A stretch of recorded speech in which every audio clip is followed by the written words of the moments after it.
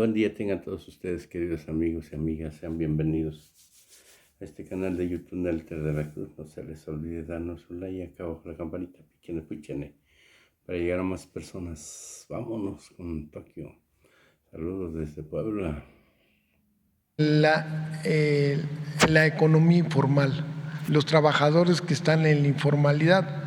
Esta es una herencia clavada del neoliberalismo, porque los datos de la población económicamente activa en los años 70, solo el 10% estaba en la informalidad. En los años 80 se elevó a 30, ya en los 90 ya al 45, y a usted se lo dejaron en 56% de la población económicamente activa en la informalidad. La informalidad nos trae muchos problemas a los trabajadores porque no tienen un régimen como del Seguro Social. Sí lo hay con el INSABI, con lo que ustedes están haciendo, pero tampoco de un esquema de pensiones.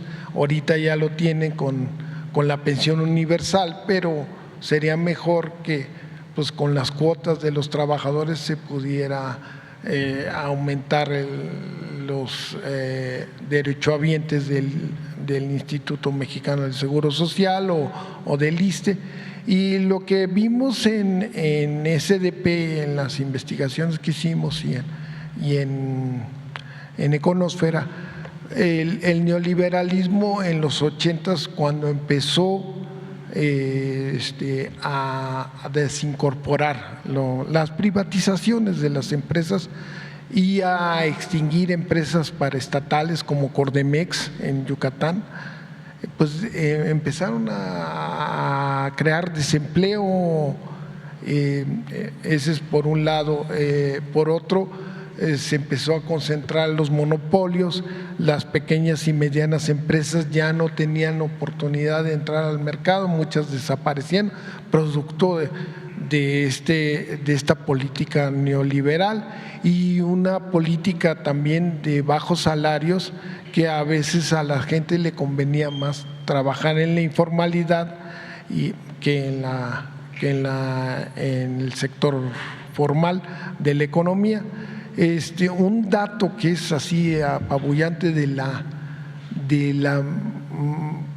poca productividad que tienen los trabajadores que están en la informalidad, nos los da que de cada 100 pesos del Producto Interno Bruto del país, el 78 pesos lo aportan los que están en la economía formal y solo 22 la economía informal, pero el 56% de la gente está en la economía informal y solo el 44% está en la formalidad.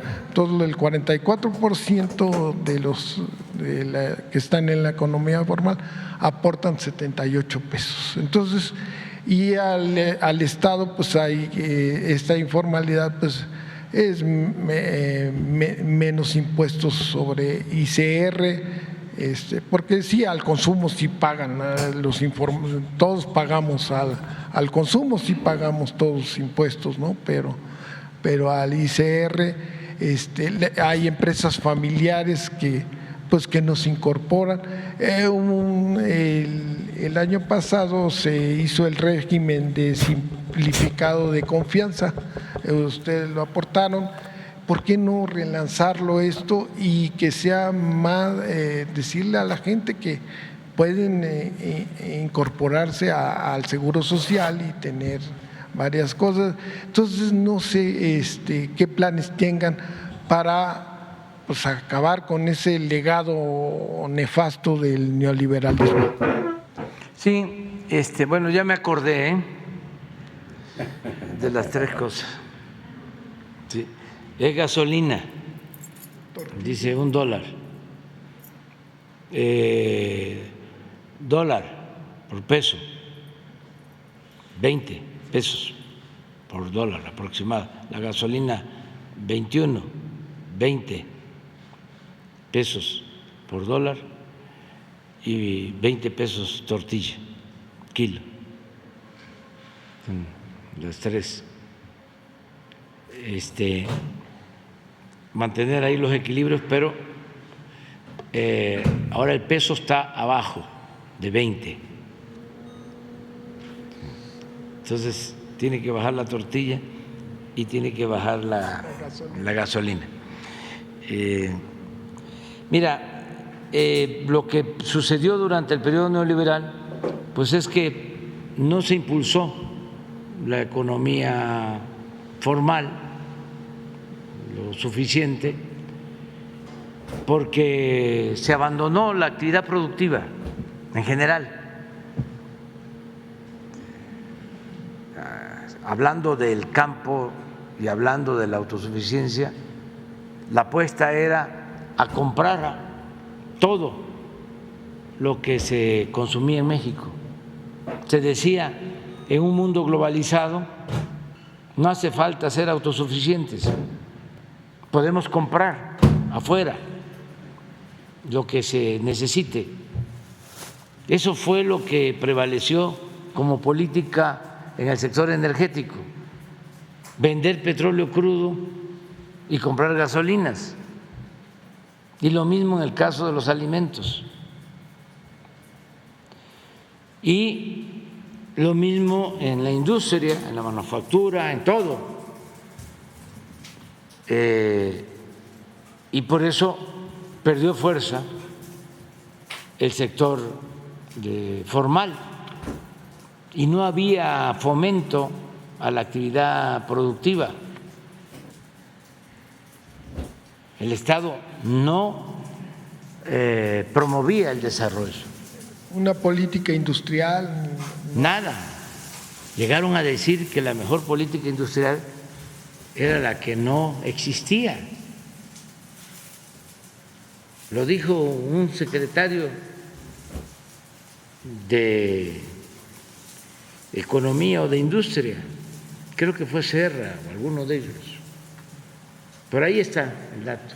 A ver, busquen la información. Para los jóvenes, pues, la mejor política industrial es la que no existe. Un secretario. Les voy a dar otra, ¿no? Bueno, la de ASPE, que es conocida. Esa es de que no hacía falta producir en México, porque en un mundo globalizado podíamos comprar lo que necesitáramos en el extranjero. Ese es ASPE. Y un genio reciente, secretario de Economía, con cuño de Salinas de Gortari,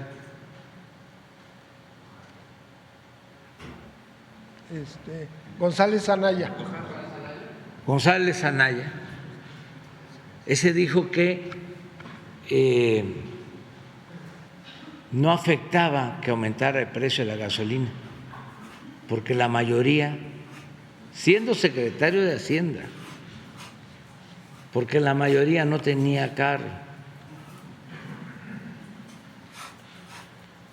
la mayoría no usaba vehículos, no compraba gasolina, que no importaba que subiera el precio. Puro genio, pura eminencia. Serrapuche, secretario de Comercio con Salinas, pero ¿qué dijo exactamente? La que no existe, ¿no? Entonces, por eso creció tanto la economía informal. Yo quiero decirles que la gente nos salvó de una crisis mayor. El país estaba en decadencia, pero hubiese habido un estallido económico, social, político, de mayores dimensiones. Fue terrible lo que sucedió, porque eso se les olvida a los conservadores. En vez de ofrecer disculpas y ser autocríticos y no caer en la autocomplacencia,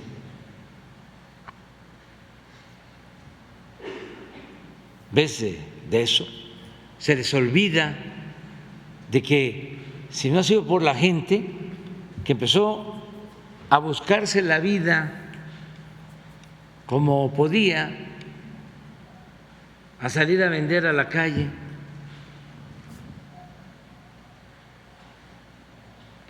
y esa economía fue la que permitió estabilidad. Dos válvulas de escape. Sí, la economía informal y los migrantes. Esos son héroes. En vez de quedarse y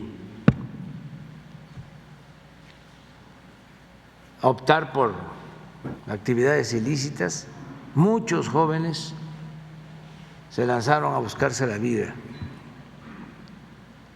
a trabajar honradamente en donde habían oportunidades. Y ahora, ¿cómo no van a ser héroes si este año casi nos van a mandar, van a enviar a sus familiares 60,000 millones de dólares? Por eso no hubo un estallido social mayor. Imagínense si no se hubiesen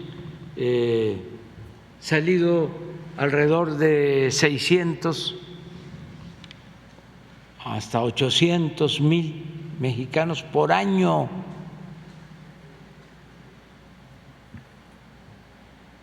A buscarse la vida. ¿Qué hubiese pasado con el país? Pero qué sabio el pueblo, ¿no? Ya cuando te había tocado fondo con el proceso de degradación progresivo, con la decadencia, dijo el pueblo: basta. Y se inició una transformación. ¿Y qué ha dejado esta transformación? Aunque les incomode, les moleste: gobernabilidad. ¿Dónde está el país? Convulsionado. Venezuela, decía. Tenemos estabilidad económica. Nuestra moneda es la número 1 después del dólar pidiendo que intervinieran en el mundo. Estados Unidos invadieron. Estamos recuperándonos de la pandemia, enfrentando la crisis de la guerra Rusia-Ucrania. Estamos recuperando empleos perdidos por la pandemia. ¿Por qué no pones el reporte de hoy? Aquí está el director del Seguro Social por el tema de la formalidad, los empleos formales. Cómo ahora están creciendo los empleos formales, como no sucedía en mucho tiempo. O sea, que se pueda ver la trayectoria de los últimos tiempos. Imagínense, en 2 años con pandemia, más la guerra, y aspiro a terminar con un mínimo de 250 a 300,000 empleos por año nuevos, que se dice fácil, pero miren, pero este es un mes, no, el del año, los años.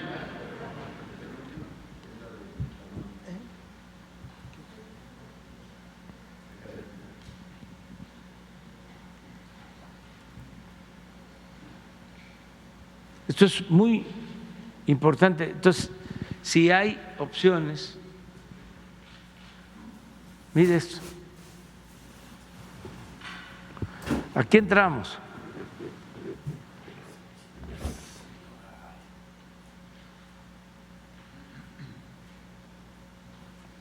Aquí estamos antes de la pandemia.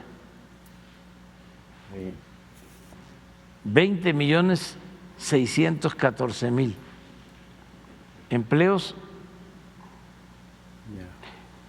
o trabajadores inscritos al Seguro Social.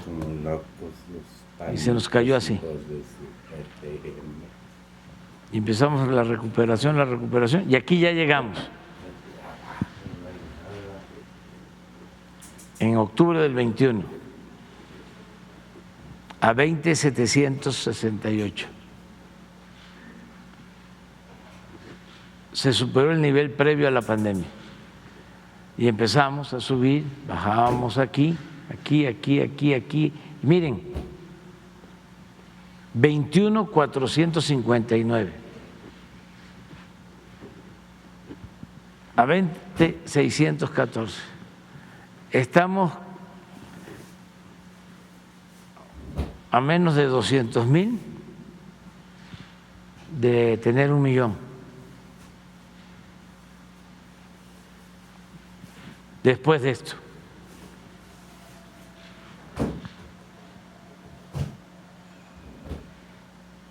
Entonces, la tendencia es esto, se nos va a caer un poco en diciembre porque todavía hay los trucos esos de despedir a trabajadores para no darles aguinaldo y recontratarlos. Pero es pecado social, para el que lo hace. Nada más que se acuerden de eso. Pero nos vamos a ir para arriba. La economía está creciendo y están creciendo los empleos. Y hay algo que también es muy importante, muy importante. Hay una mejor distribución del ingreso, de la riqueza, porque no es nada más crecimiento, sino distribución.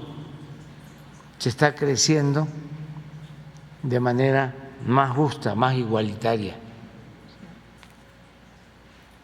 Y eso también lo vamos a aprobar en su momento. Pero no va a haber un plan así para bajarle un poquito, ¿no? Que no sea el 56%, que sea el 54%, irle bajando. Vamos a seguir, es que tenemos muchas oportunidades para que siga llegando inversión extranjera, muchas. Está creciendo la inversión extranjera cada vez más, también récord. Nunca había llegado tanta inversión extranjera. Y luego se ha impulsado también mucho la inversión pública. Imagínense, estuve el fin de semana revisando refinerías,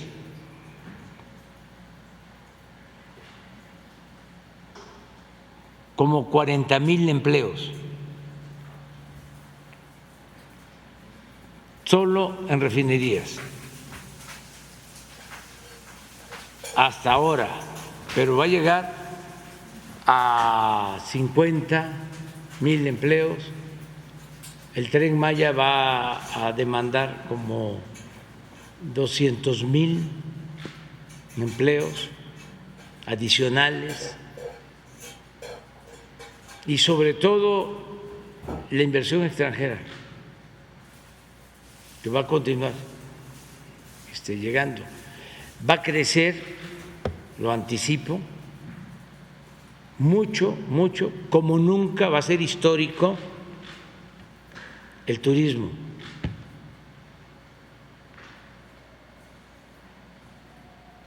Ahí tenemos muchas posibilidades de crecimiento. Entonces, todo esto significa formalidad. El tren transísmico, las aduanas y muchas obras más que están en proceso. Entonces, sí que es empleo formal, porque no puede trabajar una empresa que tenga un contrato con el gobierno si no tiene a sus trabajadores inscritos con seguridad social, es decir, si no son trabajadores formales. Pero sí, tienes razón, creció muchísimo la economía informal, pero al mismo tiempo fue una bendición, porque fue la forma en que la gente resistió, y los migrantes, que nos ayudó muchísimo. Si no hubiese habido un estallido social. Es más, no exagero, no les va a gustar a mis adversarios conservadores, pero si no se hubiese dado el cambio y hubiese seguido lo mismo, el país estaría hundido, pero no solo con mayor crisis económica y de bienestar social, sino con muchos conflictos. Se enojan algunos, ¿no?, que ¿por qué se dan las becas? Que los muchachos utilizan el dinero para tomar sus caguamas, que son unos flojos, ninis, a los adultos mayores. que ¿por qué se ayuda a los campesinos flojos con el Sembrando Vida? No saben, primero, que el pueblo de México es muy trabajador. Mandan los 78 años Eso trabajando el campo. No lo aceptan, porque tienen una mentalidad conservadora de hacendados porfiristas. Tienen la idea de que el pueblo es flojo y que si hay pobreza es porque la gente no trabaja. Y eso es completamente falso. Y el ejemplo mejor son los migrantes. ¿Cómo se van y hay oportunidades y nos envían 60,000 millones de dólares? Si el pueblo de México fuese flojo, indolente, no saldría adelante en ninguna parte. Pero esto es lo que piensa, concibe uno de los escritores más famosos de letras libres, Strauss. Y así piensan muchos. Por eso no me arrepiento de haber dicho, de haber utilizado en el grito para recordar el no a la corrupción, el no al clasismo, el no al racismo. Hay muchos que ni siquiera son fifí, pero se sienten superiores y se enojan. Cuando trabajaba de policía y cargan una moto y se sienten... No, tú eres aspiracionista, o sea, estás en la lista, ¿no? Pero todavía no te toca. Y y he llegado a la conclusión de ¿por qué tanto coraje? ¿De dónde viene ese odio? Si no se les perjudica en nada el racismo. Porque imagínense una formación clasista, racista, que de repente es cuestionada.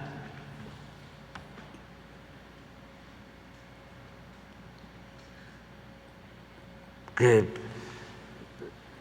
se piensa que si se llega 36 a nivel de posgrado, de maestría, de doctorado, ya se es superior, es como un título nobiliario. No, eso no es necesariamente cultura. Eso puede ser educación, pero no cultura. Y el sentirse superiores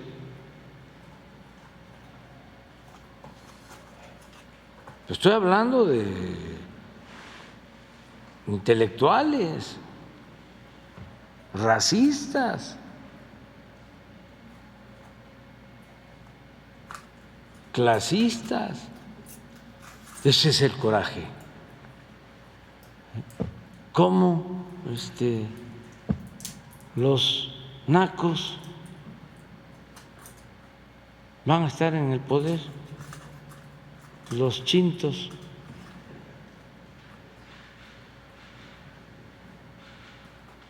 ¿Cómo el pueblo? La chusma.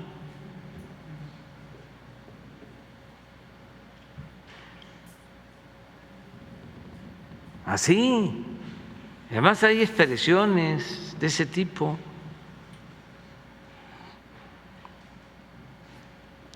Y es mucha molestia. Mucha molestia. El otro día estaba viendo un Twitter de Carmen Aristegui. Imagínense cómo decía un crítico ruso de literatura, Bielinski, criticando a Gogol, decía: no cabe duda que cuando una persona se entrega por entero a la mentira, pierde hasta la imaginación y el talento. Ya cuando se cae en la deshonestidad, se pierde imaginación, se pierde talento. Y eso se advierte, por ejemplo, en Vargas Llosa. Ya no vuelven a tener la creatividad de antes, porque ya se volvieron de la realeza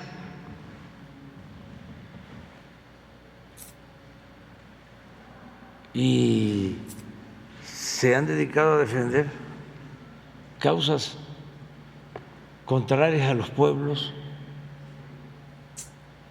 y ya está difícil que alguien lea algo de Vargas Llosa, un gran escritor. Leyeron Ese libro, La fiesta del chivo, de primera, es como El amor en los tiempos del cólera, de García Márquez, que todo el mundo habla de 100 años de soledad. Pero una vez le dije al Gabo, estábamos platicando le digo, ¿quieres que te diga cuál es el libro que más me ha gustado que has escrito? Dice, yo te contesto. El amor en los tiempos del cólera. Sí, él mismo lo sabía, pues eso, un buen escritor, lo sabe. ¿Por qué no pones el Twitter de donde se esforzó mucho en su análisis? En donde está Tatiana en el aeropuerto. No, que está Tatiana, dice, es que es interesante, porque también si a entregarse a la mentira se le añade el enojo, uno tiene que estar sereno, tranquilo, no enojarse, porque sí perturba, el enojo, el calentarse. Por eso, aunque tenga uno el corazón caliente, la cabeza fría, tranquilo. No te calientes, granizo.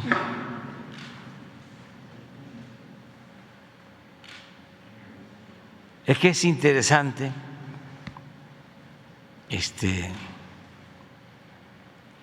ver lo superficial.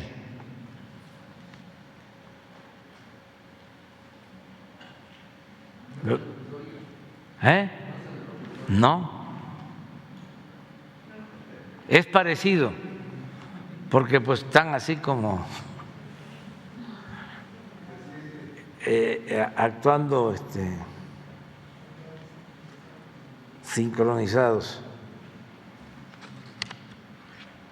Son bastante, muy enojados. Por lo mismo, porque se está llevando a cabo la transformación.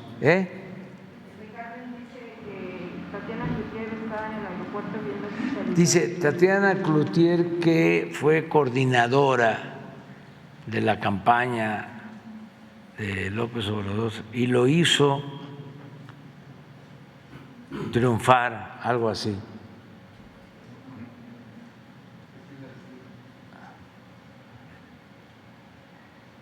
Estaba sola en el aeropuerto viendo su celular. ¿Saben? Es de sentido común. Eso de estar viendo el celular en los aeropuertos, yo creo que es la mayoría de la gente que se sienta, bueno, y ahora hasta en la mesa, cuando invita uno sobre todo a los hijos, ¿no? Tiene uno que estarles diciendo, ¿qué pasó? Vamos a platicar. Deja esa chingamuza.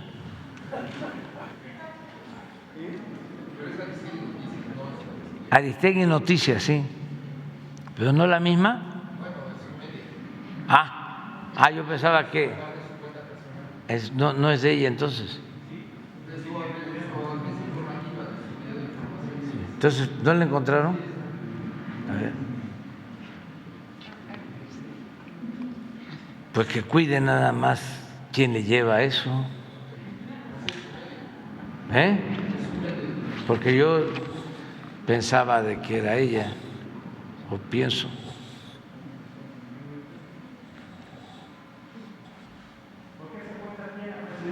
Dice, a la jefa de campaña presidencial que llevó al poder a López Obrador, Tatiana fue clave, importantísima.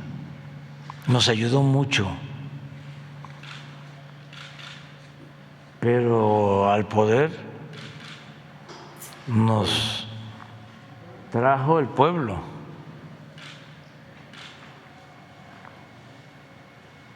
Fue vista en una sala de espera usando su celular.